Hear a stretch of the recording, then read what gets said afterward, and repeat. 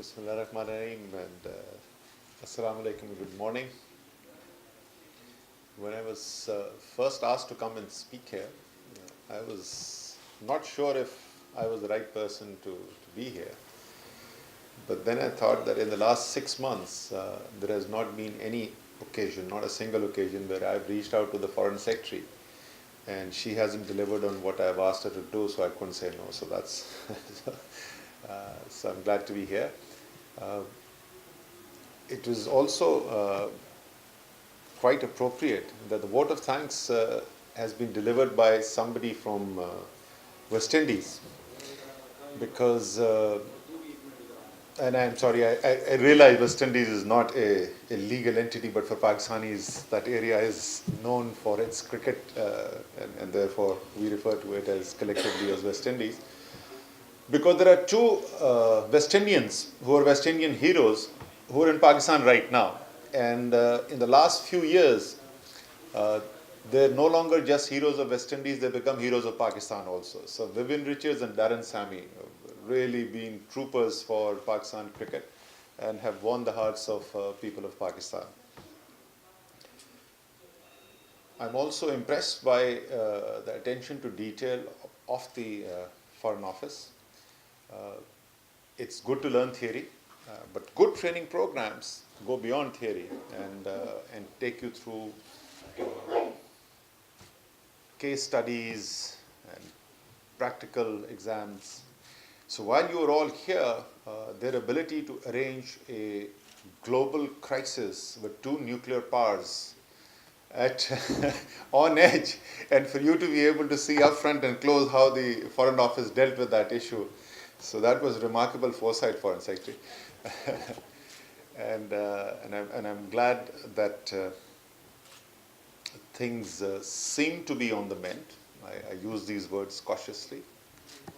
In our opinion, in our assessment, we will continue to have to be on guard until the Indian elections are held, because our assessment is that what you saw in Balakot and thereafter is directly linked to domestic Indian politics. So, but at the same time, we still stay committed to an improved relationship, not just with India but the whole region, and therefore this whole program, this the fact that there are people from diplomats from different countries who have come here is in a way a reflection of what we are trying to do with Pakistan.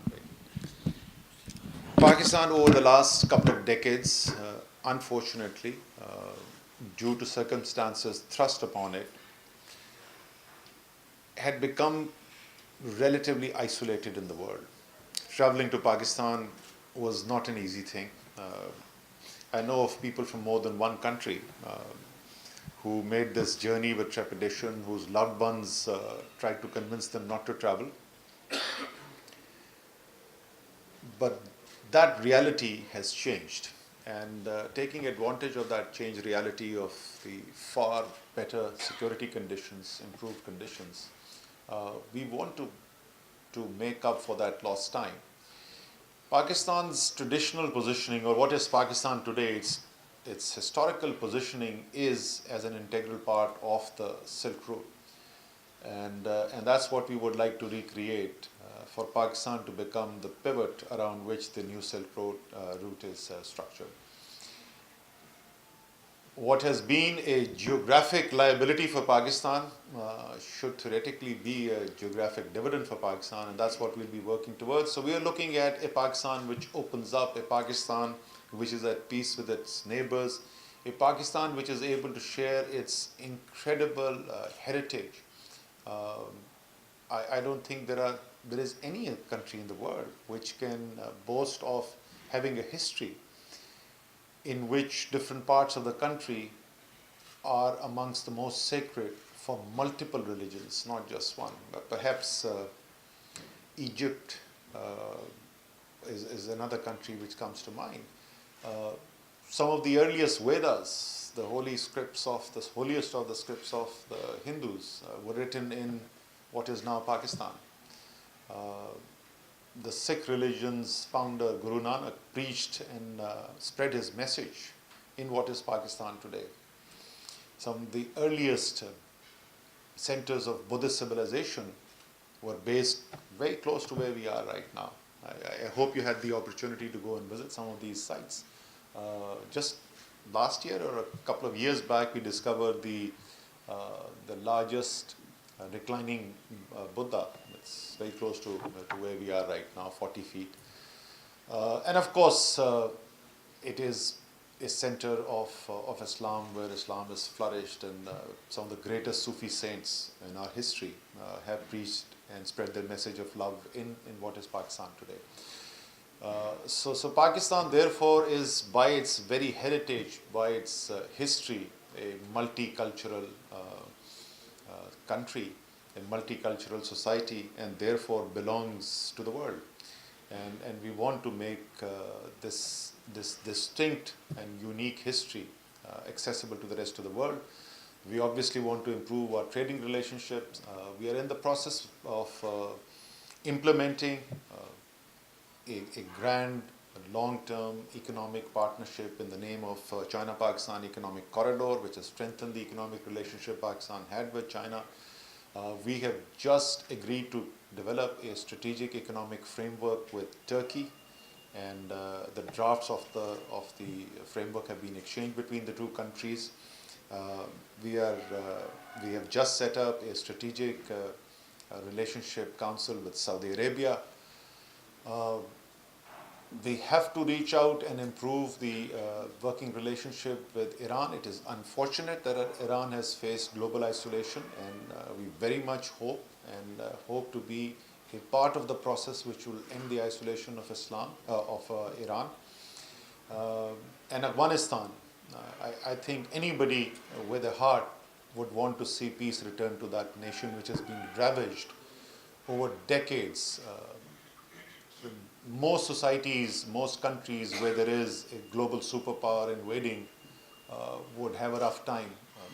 Afghanistan is unique that in a matter of just 3 decades, it had not one but 2 global superpowers invading.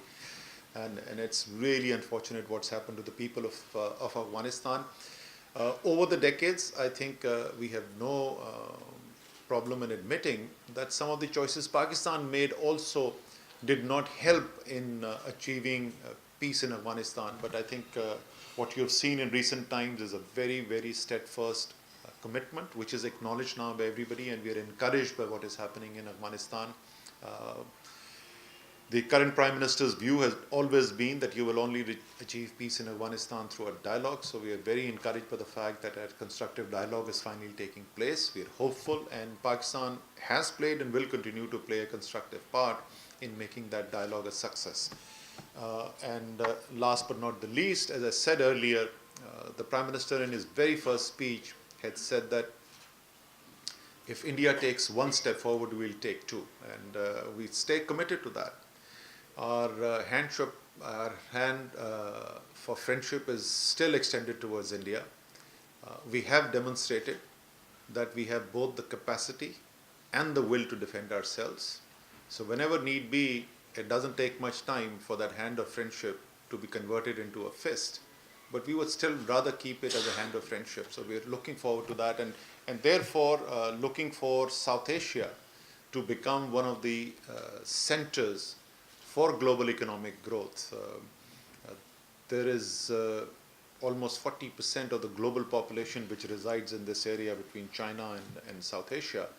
And with the economic dynamism which is starting to get unleashed in this area, I think we can, this particular area can drive global growth for the entire world over the 21st century, and we hope to be constructive partners in making that happen. And with the knowledge of Pakistan that you have gained while you have been here, I hope you will spread that word and become partners. I'm convinced we will be partners with Pakistan in spreading this message of peace, a message of increased economic integration, a message of tolerance and cultural diversity. And let's all make this world a better place to live in. Thank you.